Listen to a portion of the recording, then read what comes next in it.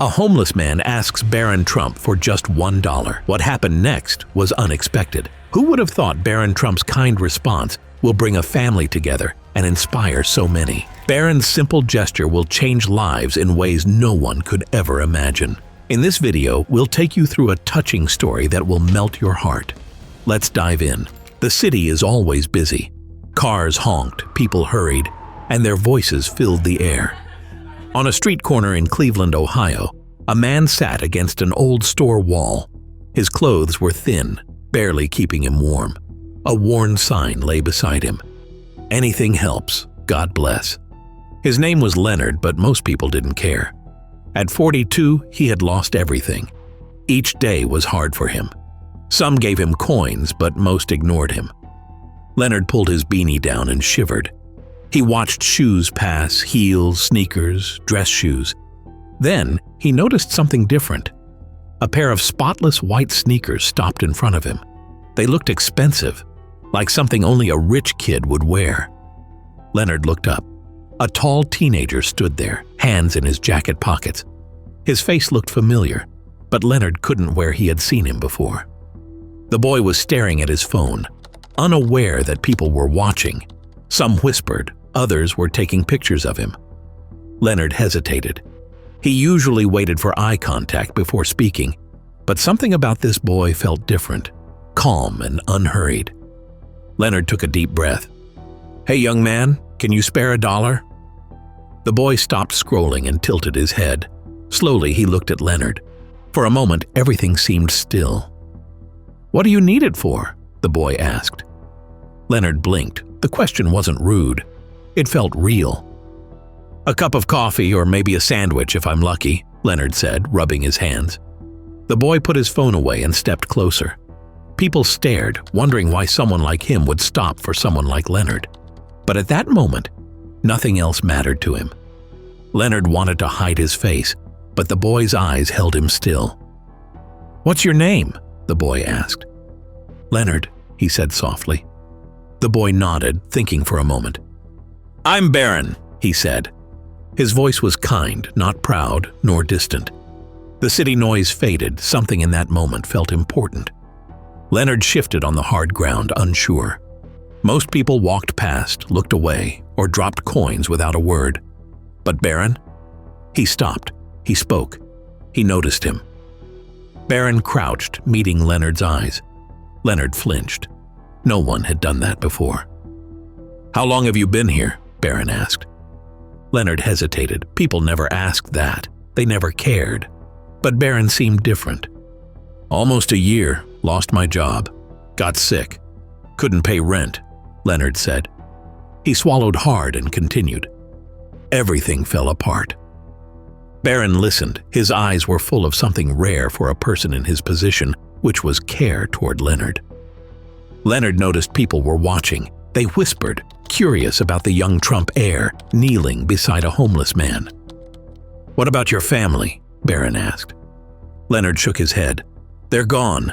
My parents died and my brother, we don't talk anymore." He gave a sad laugh. "I have nothing left to lose." Barron stayed quiet, then reached into his pocket. Leonard's heart raced. He had asked for $1. But Barron pulled out a crisp $100 bill. "Here, get more than a cup of coffee," he said. Leonard stared at him with a shocked face. He knew it wasn't just money, it was kindness. "Why?" Leonard asked. Barron shrugged. "Because I can." Leonard became speechless. Before he could speak again, Barron leaned in closer. "Listen," he said, his voice softer. "This isn't just about money. I need you to promise me something." Leonard held the bill tight. "What is it?" Barron's face grew serious. "If I help you today, you have to help yourself tomorrow. Do we have a deal?" Leonard felt something in his chest. It wasn't just a handout. It was a challenge. Someone finally believed he could do better in life. Now first, like always, be sure to hit the like button down below. It helps us out tremendously with the reach of this video. Thank you. He nodded, unable to speak. "Good," Barron said. He stood up and looked around. People were watching, some filming on their phones. Leonard felt embarrassed but also grateful. Barron reached into his pocket, pulled out a pen, and wrote on a small piece of paper. He handed it to Leonard. "Go here tomorrow. Tell them Barron sent you," he said. Leonard unfolded the paper. His hands shook. It was the address of a shelter he had heard of but never gone to. "They'll be expecting you," Barron added. Leonard held the note and the money close. It wasn't just kindness. It was a hope for a better tomorrow. Barron didn't leave. He waited, watching Leonard. "Why?" Leonard finally asked, his voice shaky. "Why do you care? You don't know me." Barron smiled just a little. "Everyone has a story, Leonard. Yours hasn't been told yet." He looked at the crowd and added, "If I can do something good, why wouldn't I?" Leonard was surprised. He had heard many empty words before, but Barron's voice felt real. Still, doubt was there. "You don't owe me anything," Leonard said. "People don't help without expecting something." Barron looked at him and replied, "I don't expect anything. I believe small things can make a big difference." He pointed to the note in Leonard's hand. "That place can help. Jobs, support, whatever you need. Just go." Leonard felt a lump in his throat. The note seemed simple, but years of struggle made him unsure. "What if I fail?" Leonard asked. Barron smiled with an answer. "Everyone fails. But if you give up, you lose." Leonard heard the truth in his words. It hit him hard. The crowd grew bigger and phones pointed their way. Someone whispered, "Is that Barron Trump?" Leonard felt nervous. The attention was making him uncomfortable. Barron stayed calm. "Don't worry, this is about you and me. Nothing else matters," he said. Leonard felt a weight lift. For once, someone truly saw him and cared. "Okay," he said. "I'll go.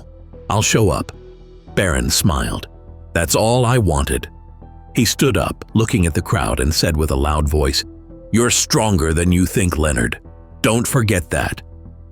Leonard blinked, feeling both grateful and shy. He wanted to speak, but no words came. He nodded, holding the dollar bill tightly. Barron left, and the crowd made way for him. Leonard watched him disappear into the city. For the first time in years, he felt hope. This was the first step to getting his life back. The next morning, Leonard stood outside the building Barron told him about. It was a simple brick building in a quiet part of Cleveland. A sign read, "Hope Outreach Resource Center." People went in and out, some with bags, others looking lost like Leonard. He held the note in his pocket and felt the $100 bill in his jacket. He wanted to keep it as proof of the kindness he received from Barron. But deep down, he knew it was more than just the money. It was a chance for a new start. Leonard stepped inside.